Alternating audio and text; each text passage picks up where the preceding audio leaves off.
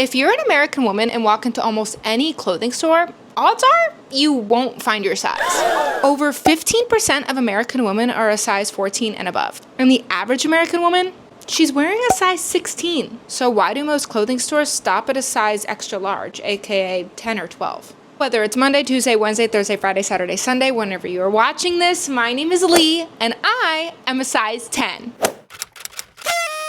I used to think that I was the problem, that I needed to lose weight to be normal, but the numbers prove something very different. Before we dive in, do me a favor. If you've ever felt like you didn't fit the standard either, hit that like button so I know that I'm not alone here. And if you're new here or craving more real talk about body positivity, confidence, and all that good stuff, smash that subscribe button so you don't miss what's coming on my channel. Okay, cuties, let's dive into the data. So what's the difference between straight size, plus size, and the average size? And if you've never even heard of some of those terms, don't worry, I got you. A straight size is what you're going to typically see in stores. That'll be essentially an extra small to an extra large, your 0 to 12. Now, plus size is often described as a size 14 or 16 and above. And the average American woman is between a size 16 and 18. So that's a little strange, isn't it? We just said that 50% of American women are a size 14 and above, and that's where the plus size category begins. Then plus size isn't really some extraneous category or something that, is other. It's the middle of the distribution. Yet fashion, media, stores, online, they all treat it like it's outside the normal. Now, if you don't know me, let me tell you a little bit about my story. I have lived a life of extremes. That includes making being skinny such a priority that I found myself in the world of competitive bodybuilding.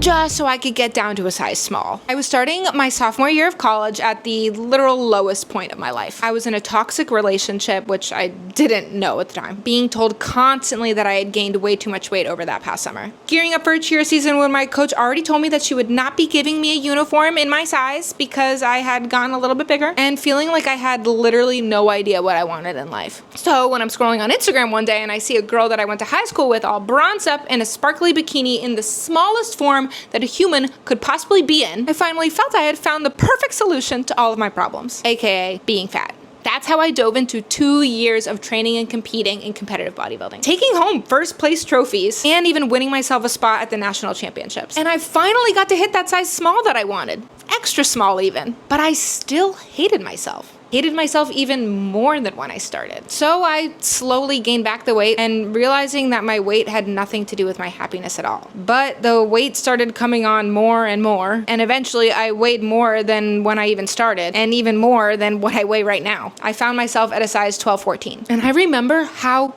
difficult it was shopping for clothes. It wasn't necessarily logistically what was hardest. It was the mental torture knowing that my friends would invite me out for a day at the mall and they'd be pulling handfuls of the cutest clothing items to try on. And I could maybe find a few things, but if I brought them into the dressing room, I likely wouldn't be able to get them over my thighs. Or I'd see a really cute clothing item that I feel like would look bomb on me, but then realize they stopped at a size large. And those friends never understood the mental torture I was going through. And maybe because they had never experienced it and never would, but also maybe it was because I never would say it out loud. And that's where I want to make a difference here. And now I'm a size 10.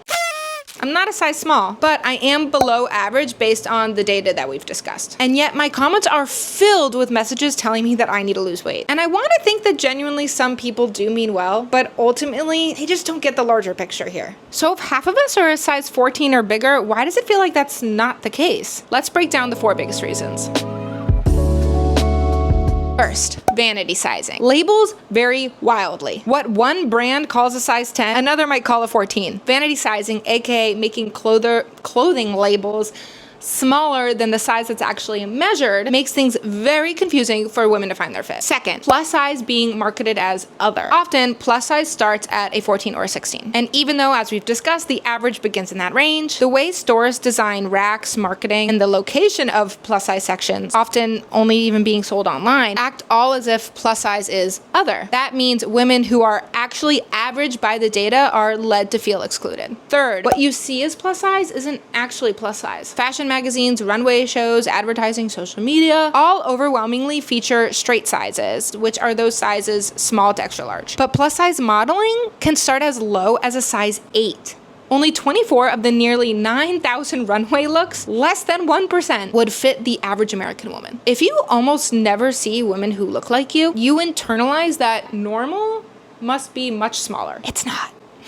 And last but not least, weight loss messaging. Because so much health messaging focuses on weight loss, BMI, ideal weight, it reinforces a belief that only smaller bodies are healthier, worthy, and attractive. Even though health is very complex and your body size alone does not tell the full story. So if we put all of those points together, we can see why a person like me, who loves to show off her soft tummy and cellulite and self-love, would still get hate online and hear constantly that I need to change myself. And if that's the messaging geared towards me, a below average sized woman, we can infer what the messaging is geared towards women who are size 14 and above. So why does any of this matter? Knowing this is not just bullet points and trivia facts, but it literally changes how we see ourselves. Weight stigma itself, the shame and discrimination, can harm health as much or even more than your weight alone. It raises stress hormones, blood pressure, and depression risk. When your body is treated like it's too big, you internalize shame. This contributes to body dysmorphia and low self-esteem, and is why women who are smaller than or at average still feel too big. So here's what I want you to walk away with. You are not wrong for being whatever size you are. 1 out of 2 women watching this video will be a size 14 or above. I want you to question what you see moving forward. When a store is marketing plus size clothing, what sizes are they actually including? When you're watching a YouTube video pushing weight loss, is that being pushed by the algorithm or because you actually sought that information out and it's something that you actually want to do? And also, I want you to go and talk about it. Share your experience or your thoughts or feelings so other women know that they aren't alone. Because when the average American woman is treated like an exception, it's not our bodies that need to change,